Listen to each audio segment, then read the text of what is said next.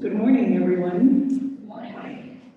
I'm happy to have this opportunity to speak with you today about climate change in San Joaquin Valley. And I begin with words from hymn number 207, Earth was given as a garden. Earth was given as a garden in the cradle of humanity. I'm alarmed about the state of our garden, the Earth. Did you know that by mid-century, the number of days per year that temperatures will be over 100 degrees Fahrenheit will increase from 4 to 5, currently to 18 to 28 by mid-century. In addition, extreme precipitation events will be 3 times more likely, and dry years will be 1 to 2 times more likely. This information comes from a report on climate change in the San Joaquin Valley by the California Energy Commission. And a big round of thanks to everyone who took our climate education survey last Sunday. 12 to 13 people participated. And the results show that many of you are already knowledgeable about climate change and what to do when severe weather arises, whether that's wildfires, heat waves, flooding, and more. The top climate impact of concerns with people who took the survey is extreme heat, no surprise, followed by flooding and wildfires. In my talk this morning, I will provide some brief histories of how local indigenous peoples perceive and care for the earth, how our national consciousness has changed towards the environment, collective work that is being done through Stockton Rising, a big project based on the Transformative Climate Communities grant right here in Stockton, use of funding for floodplain restoration projects and considerations for reaching frontline communities. How have we perceived our relationship with Mother Earth? According to Rob Setti, author of the book Competing Voices, A Critical History of Stockton, California, the original peoples in San Joaquin County, the Plains Miwoks in the northern part of the county and the North Valley Yokut in the southern part, had deep spiritual relationships with the earth and its living beings, plants and animals. It was important to maintain a balance and avoid being greedy, wasteful, or disrespectful of these natural resources. The San Joaquin River Delta included animals and plants such as salmon and Sacramento perch, mud clams, ducks, geese, blackbirds, pine nuts, seeds, and grains in abundance, and many more I have not mentioned. The tribes managed their environment through activities including pruning, thinning, weeding, digging, tilling, seed spreading, sowing, and transplanting. And the most critical activity was what we today know of as controlled burning or purposeful fire management. This was critical to managing their habitat, including grasslands, waterways, and forests. Some benefits of prescribed burning or purposeful fire management include management of growth of debris and weeds. There is reduced fire risk because this activity reduces the dead fuels in the understory of mature forests and fuel ladders, the shrubs and small trees that grow underneath the forest canopy that help wildfire reach tree canopies. Second, improve rangeland health. This activity reduces competing vegetation, dead plant materials that compete for resources, water, nutrients, sunlight. It reduces encroaching woody vegetation. And so therefore, there's increases in both herbivores and carnivores. Third, this activity reduces damage from insects and pathogens because basically it eliminates insects. It promotes improvements to forest health. Finally, number 4, it helps to restore healthy ecosystems. Open stands of fire-adapted trees contain a greater diversity of life, plant and animal. The tribes obtained plants for basket weaving, the soil was fertilized, and more seeds were produced that fed wildlife. In contrast, American settlers believe in fire suppression, so the undergrowth in forests and other wildlands has been left unchecked. Many people still oppose indigenous fire management practices, fearing that these burns will get out of control. Next, I will turn to a brief history of the modern environmental movement in the United States. Heather Cox Richardson, a historian and professor of history at Boston College, wrote in her ongoing blog, Letters from an American, on April 21st this year about the history of the modern environmental movement. And warning, this is not in strict chronological order for those of you who will be tracking my chronology. Rachel Carson's book, Silent Spring, published in 1962, sounded alarms about the harmful effects of modern pesticides on the natural environment, especially DDT. DDT concentrates in fish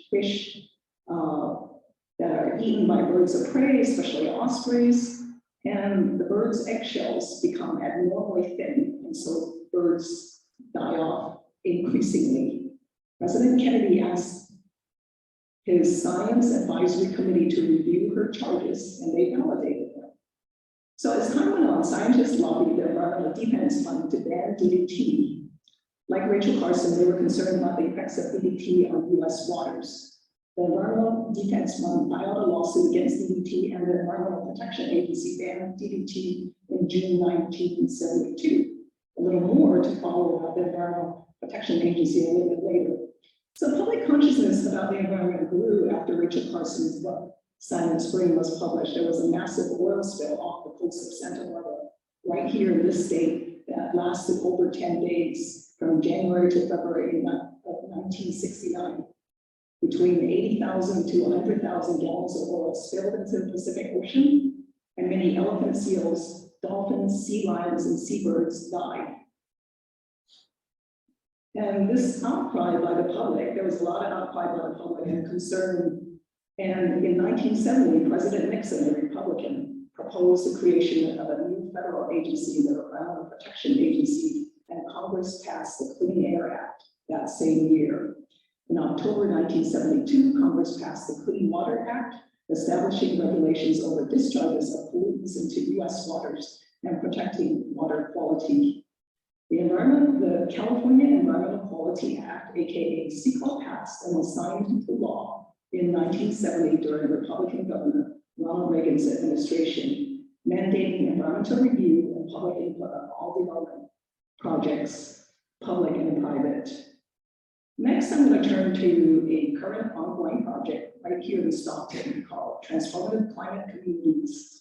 AKA TCC is the general name for the state agency that funds this project. More recently, a state agency, the California Strategic Growth Council, began the Transformative Climate Communities program in 2016. TCC funds community-led development and infrastructure projects that achieve major environmental, health, and economic benefits in communities most impacted by pollution. I don't have to tell any of you that pollution is a big, big concern here in this city and beyond in the valley. The city of Stockton received a one-year planning grant in 2018, and several partner organizations conducted outreach through multiple methods: interviews, community meetings, big and small, climate leader forums, surveys, and door-to-door canvassing campaigns multiple times to gather resident concerns and compile them to form overall priorities for addressing climate impacts. A little bit later, the city of Stockton received a 5-year implementation grant that is from 2020 to 2025, and the Stockton Rising Collaborative was formed. This collaborative includes organizations such as Catholic Charities of the Diocese of Stockton, Public Health Advocates, Grid Alternatives, the San Joaquin RTD, the Edible Schoolyard Project, Little Manila Rising in Fuentes, and the Inside Garden Program. So here is just some brief highlights of some of the projects that they're working on.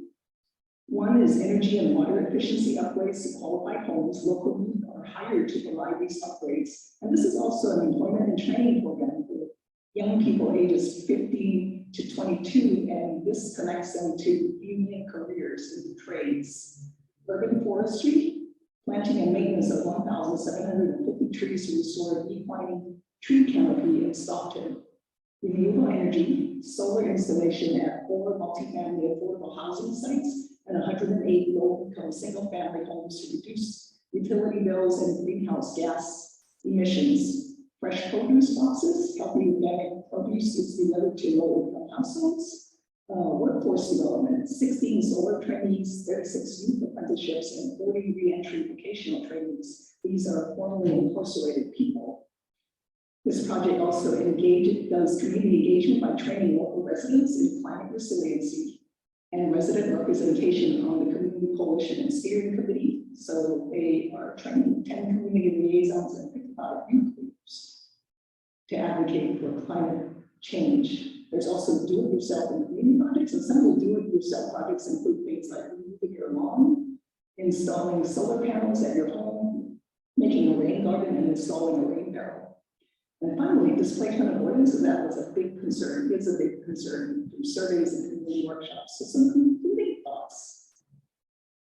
There was a news item, a Cal Matters article by Alistair Bland that reported that $40 million earmarked for floodplain restoration projects in San Joaquin Valley was cut from the state budget recently due to budget shortfalls. The funding would have gone towards 9 restoration projects, many along the San Joaquin River. Floodplain restoration typically involves setting back, lowering, or abolishing levees. Josh Beers, a professor of water management at UC Merced, stated that levees straitjacket or bottleneck rivers that floodwaters either flow downstream or upstream to other areas. River partners had planned to buy a 500-acre dairy farm and plant native vegetation that would be able to absorb and slow flood waters, thus reducing the risks to communities living along the river. So, brief update. The $40 million was restored to the state budget as part of a new $290 million package that the governor put in to improve flood protection statewide. Now, note that this revised budget still needs to be approved by the legislature. And finally, reaching frontline communities. Finally, what about the men and women farm workers who are on the front lines of our garden as they process and harvest and process the fruits and vegetables that we all eat daily? The Western Farm Workers Association volunteers told me recently that farm workers will not stop to wrestle to drink water because they must make their picking for us in order to make money to support themselves and their families. We realize that the advice of the San Joaquin Public Health Department in our webinars to be, by the way, about drinking water, staying inside when it's super hot, keeping the shades strong, etc., is not practical for them. And I will close with some words from another hymn, number 175, The Web of Life. We celebrate the web of life, its magnitude we sing, for we can see divinity in every living thing. The last verse concludes with, respect the water, land, and air which give all creatures birth, protect the lives of all that share the glory of the earth. And this concludes my remarks. Thank you so much for giving me the privilege of speaking with you this morning.